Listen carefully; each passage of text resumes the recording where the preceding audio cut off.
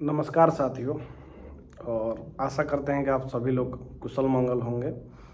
और सबसे पहले मैं टियर 3 में जिन भी शिक्षक अभ्यर्थियों को नियुक्ति पत्र मिली है उनको बहुत बहुत बधाई और उनके साथ शुभेच्छा है और भी उनका भविष्य उज्जवल हो।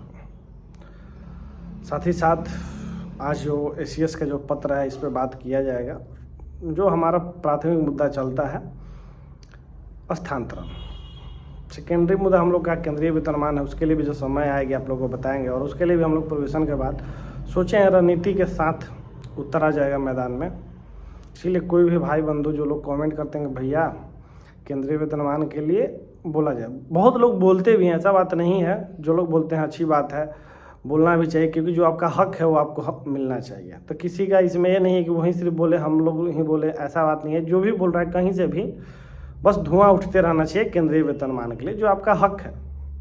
क्योंकि as a state government employ Bihar सरकार ने अपने गजट में भी बोल रखा है कि अगर आप इतने का पद ग्रहण करते हैं कोई नौकरी का तो इतना आपका वेतन होना चाहिए, उससे भिन्न हम लोग को दिया जाता है। तो वो आपका तो सेकेंडरी मुद्दा है एक बार, लेकिन सब लोग चाहते हैं कि ट्रांसफ़र हो जाए, क्योंकि 30% लोगों ने अभी आवेदन दिया है शिक्षकों के लिए। और आप लोग बहुत जल्दी गड़बड़ा गए हैं। डेट फेल हो गई है 10 मार्च वाली, जो आज की तारीख थी। इसीलिए सोचा कि आज आ जाए, नहीं आएंगे तो सोचिएगा अरे सिर्फ बोलता है, हुआ नहीं।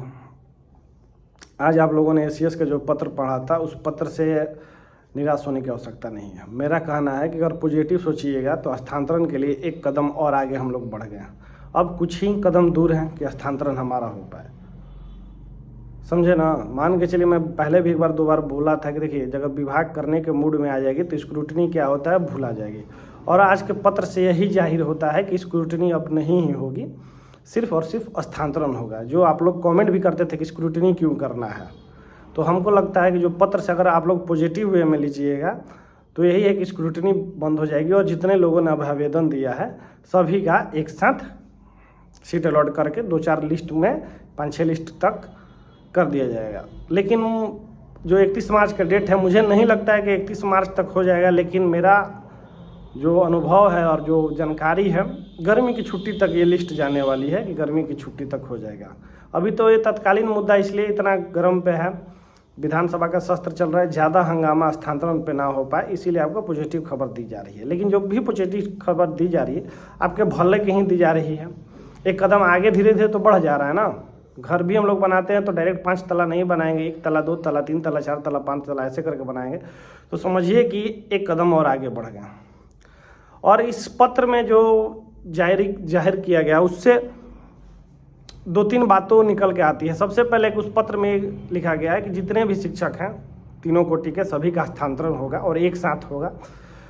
और उसमें एक और चीज़ लिखा गया है सरप्लस वो चीज़ होता है कि मान के चलिए किसी विद्यालय में बच्चे के अनुपात में शिक्षक ज़्यादा है, ये चीज़ सरप्लस हो गया। तो ये चीज़ जिला शिक्षा पदाधिकारी को अपडेट करने के लिए बोला गया है कि अगर विद्यालय में जितने सीट रिक्त हैं, अधिक हैं शिक्षक, सारी चीज़ों को आप लोग इस शिक्षा कोष पोर्टल पे अपडेट करें।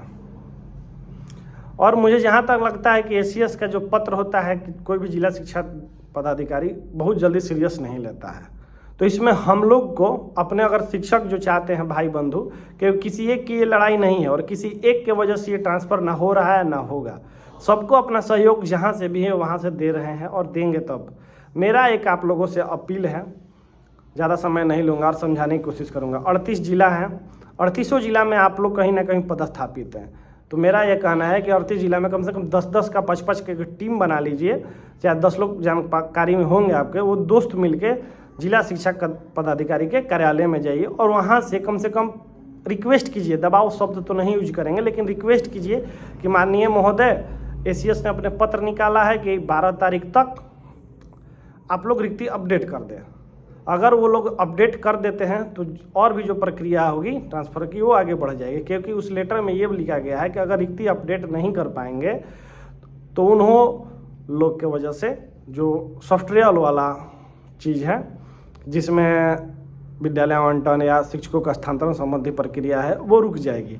यानी कि उस लेटर में ये समझने की कोशिश हम लोग करेंगे कि अगर हम लोग चाहें तो डीओ ऑफिस जाकर अपने लिए एक कदम उठा के वहाँ से अपडेट करा सकते हैं, क्योंकि फिर सचिवालय को ये बहाना नहीं मिलेगा कि हाँ अरे डीओ अभी साहब ने अपडेट नहीं किया गया। उसमें स्पष्ट लिखा है कि अगर नहीं अपडेट करेंगे तो रोक दी जाएगी, और अपडेट कर देते हैं तो हो सकता है 13 नहीं 14 या 15 कोई सॉफ्टवेयर से प्रक्रिया शुरू कर दिया जाए। उसमें प्रक्रिया में समय भी बताया गया कि 7 दिन लगातार शिक्षकों का स्थानांतरण संबंधी उसमें स्विच होता रहेगा। विद्यालय आवंटन, कहाँ पोस्टिंग करना है, जिसका जिला बदलना है, सभी तरह की जो चीज़ें होंगी वो 7 दिन के भीतर की कर दी जाएंगी।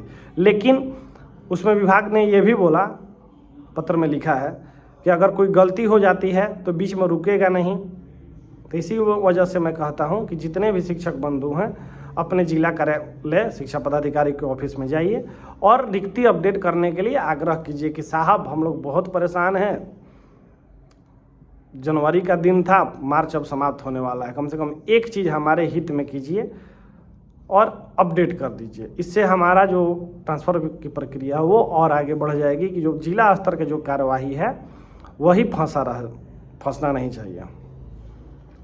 क्योंकि मैं देख रहा हूँ कि अगर जिला से अगर सारी चीज़ें अप टू डेट हो जाएगी तो फिर सचिवालय का कोई बहाना नहीं मिलेगा। तो ये चीज़ तो हम लोग अपने हाथों में लेकर समझ सकते हैं कि अपन जिसको ट्रांसफ़र चाहिए वो ये चीज़ कर सकते हैं। तो ये एक आप लोगों से आग्रह है, हम लोग भी जाएंगे। आज बात हुई अपने सारे साथी और मित्रों से कि एक दिन चला जाए जिला कार्यालय पदाधिकारी के पास, शिक्षा पदाधिकारी के पास, और आप लोग भी 38 जिला में कम से कम एक टीम बना लीजिए, एक ग्रुप बना लीजिए और एक दिन समय निकाल के स्कूल से 4 बजे से के बाद निकल जाइए। 5 बजे तक ऑफिस तो कार्यालय खुला ही रहता है, और रिक्वेस्ट कीजिएगा हाथ जोड़ के पैर पकड़ के जैसे हो सकता है, क्योंकि दबाव शब्द तो हम लोग नहीं कह सकते, क्योंकि जो चीज़ प्यार से हो सकती है वो दबाव से होगी नहीं। बस यही आप लोगों से मैं कहने आया था। और केंद्रीय वेतनमान के लिए मेरा यही कहना है कि देखिए केस तो अंतिम विकल्प होता है। 2 मिनट समय इस पर भी लूँगा, क्योंकि मान के चलिए पहले तो हमारे लिए ये होगा कि एक बार हम लोग विभाग से बात करके देखें कि क्या आप हमें केंद्रीय वेतनमान देना चाहते हैं, क्योंकि किसी भी सरकार से अभी तो हमारी बात हुई नहीं ना। एक बार हम लोग ट्विटर कैंपेन करके ये मुद्दा बनाएं और डायरेक्ट केस करने जाएंगे और केस हार जाएंगे तो फिर कोई विकल्प हमारे बीच नहीं रहेगा। और समझने की कोशिश, केस अंतिम विकल्प होता है। मेरी रणनीति ये है कि पहले एक बार हम लोग ट्विटर कैंपेन करके देखेंगे, मुद्दा बनाएंगे, पेपर में देंगे, उसके बाद पदाधिकारियों से बात करेंगे कि आप लोग क्या कहते हैं। उससे भी बात नहीं चला तो फिर नेताओं और मंत्रियों से बात करेंगे, शिक्षा मंत्री से बात करेंगे, वित्त मंत्री से बात करेंगे, फिर विपक्ष से बात करेंगे। ये सारी चीज़ें हो जाने के बाद अगर हमें जवाब मिल जाएगा कि हमारा केंद्रीय वेतनमान हमें नहीं मिलेगा, तब अंतिम विकल्प होना चाहिए केस। अगर पहले ही केस कर दिए और हार गए तो फिर कोई मुंह से हम लोग वहाँ केंद्रीय वेतनमान दोबारा नहीं मांग पाएंगे। ये चीज़ समझने वाली चीज़ है कि केस कब होता है, जब सारा आदमी दाव पेच खेल लिया रहता है तब जाके ना केस होता है। और इस बार इसी वजह से हम कह रहे हैं कि ये चीज़ ऐसे करना चाहिए कि मिल जाएगा। पिछला बार जैसे नियोजित शिक्षकों ने केस किया उसमें बोल दिया राज्य सरकार कि ये हमारे राजकर्मी के शिक्षक हैं ही नहीं। इस बार तो ये बाध्यता नहीं रहेगी। इस वजह से मुझे लगता है कि एक बार हम लोग अपने से ट्राई करके देखें और प्रोबेशन पीरियड के बाद हम लोग भी इसमें लड़ेंगे पूरे तन मन और धन से। धन्यवाद।